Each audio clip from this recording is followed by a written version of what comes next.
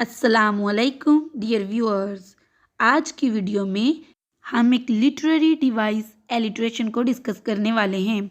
Alliteration एक Latin word Litera से बना है जिसके मानी है लेटर ऑफ द अल्फ़ाबेट्स। इस टर्म को लैटिन डायलॉग में एक इटालियन ह्यूमनिस्ट गियोवानी पोंटेनो ने 15th सेंचुरी में फर्स्ट टाइम इस्तेमाल किया था। इस वीडियो में हम इस लिटरेरी डिवाइस को अच्छे से समझने की कोशिश करेंगे। So welcome to my channel learning studio 786। Let's start. सबसे पहले हम इसकी डेफिनेशन देखते हैं एलिट्रेशन की। The use of the same letter मतलब same consonant letter or sounds at the beginning of words that are close together in the same phrase or sentence।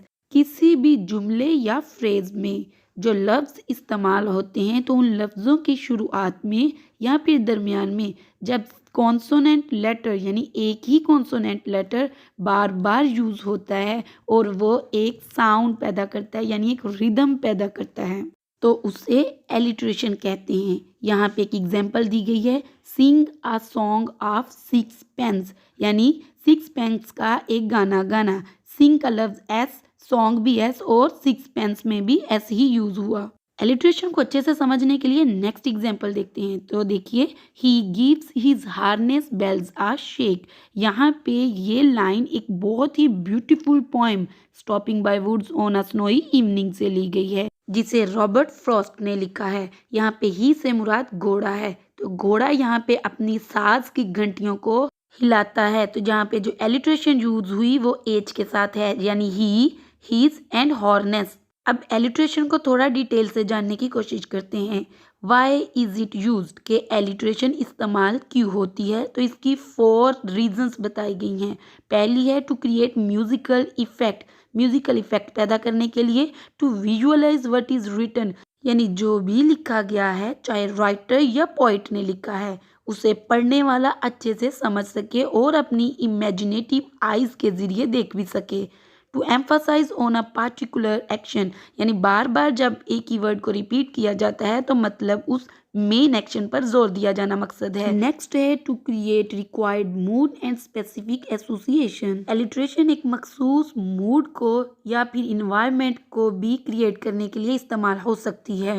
सबसे पहले एलिट्रेशन का फर्स्ट यूज देखते हैं। It creates a musical effects and makes reading enjoyable यानी जो हम पढ़ रहे हैं उसमें राइटर ने म्यूजिकल इफेक्ट पैदा कर दिया है एलिट्रेशन को इस्तेमाल करके और रीडर इसको बहुत इंजॉय कर रहा है और मज़े से पढ़ता है।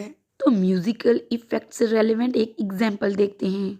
The rain is raining all around, it falls on field and tree, it rains on the umbrellas here and on the ships at sea. मतलब कि हर जगह बारिश हो रही है। इस खूबसूरत सीन की डिपिक्शन में एलिट्रेशन का इस्तेमाल देखते हैं। फर्स्ट लाइन देखिए, rain and raining around, R का वर्ड यूज किया गया। फॉल्स एंड फील्ड, एफ को यूज किया गया और रिपीट किया गया। फोर्थ लाइन में देखिए, शिप और सी, ये दोनों वर्ड्स के शुरू में एस को यूज किया गया और एलिट्रेशन यूज की जिसे पढ़ते हुए रीडर बारिश के खूबसूरत मंजर को एंजॉय करता है। सेकेंड रीजन जो एलिट्रेशन की है वो है to visualise what is written, जो लिखा गया उसे पढ़ने वाला महसूस करे ऐसे जैसे उसकी आंखों के सामने हो रहा है। तो इस सिलसिले में टंग ट्विस्टर्स बहुत फेमस हैं। एग्जाम्पल देखिए, Peter Piper picked a pick of pickled papers, मतलब पीटर पाइपर ने अचार वाली काली मिर्च का टुकड़ा उठाया। अगर यहाँ पे टंग ट्विस्टर्स की बात करें तो व्यूअर्स बचपन में बहुत से लोग ये टंग ट्विस्टर्स पे गेम्स खेलते हैं और इन्हें पसंद भी करते हैं। लेकिन अगर हम एलिट्रेशन के यूज़ की बात करें तो यहाँ पे विजुअलाइज किया गया है कि हुआ क्या है। इस सीन की डिपिक्शन एलिट्रेशन के थ्रू की गई है। मज़ीद ये कि राइटर एलिट्रेशन का इस्तेमाल करता है एक मखसूस एक्शन पर जोर देने के लिए, to emphasise on a particular action. यहाँ पे एग्जाम्पल 1 देखते हैं, ब्रेक ब्रेक ब्रेक, बिखर जाओ बिखर जाओ बिखर जाओ। ये तीनों लफ्ज ब्रेक ब्रेक ब्रेक पोइम से लिए गए हैं जो कि एक एलिजी है और एल्फ्रेड लॉर्ड टेनिसन ने अपने दोस्त ए एच हेलम को अपने माइंड में रखते हुए लिखी है। तो व्यूअर्स ये तीनों लफ्ज़ बी से शुरू हुए, ब्रेक ब्रेक और ब्रेक बी से शुरू हुए। इसमें पोएट अपना टूटा हुआ दिल दिखाने की कोशिश कर रहा है। इसी एक्शन को शो करने के लिए एलिट्रेशन का इस्तेमाल किया गया। इसी रीज़न को माइंड में रखते हुए हम सेकंड एग्जाम्पल देखते हैं। ये एग्जाम्पल जॉन डन की poem death be not proud से ली गई है। लाइंस देखिए, one short sleep past we wake eternally and death shall be no more death thou shalt die. यहाँ पे फर्स्ट लाइन में देखिए शॉर्ट स्लीप पास्ट, इसमें एस को यूज़ किया गया। वी वे कॉन्टिन्यूसली हमने देखा वी को यूज़ किया गया।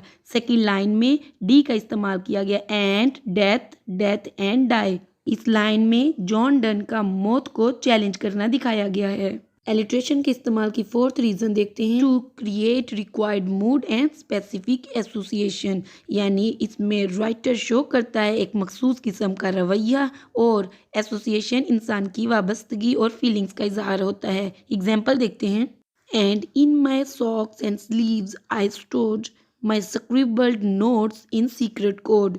ये लाइंस एक फ़नी पोइम से ली गई हैं जिसका नाम है this morning is our history test, जिसे लिखा है केन नेस्बिट ने।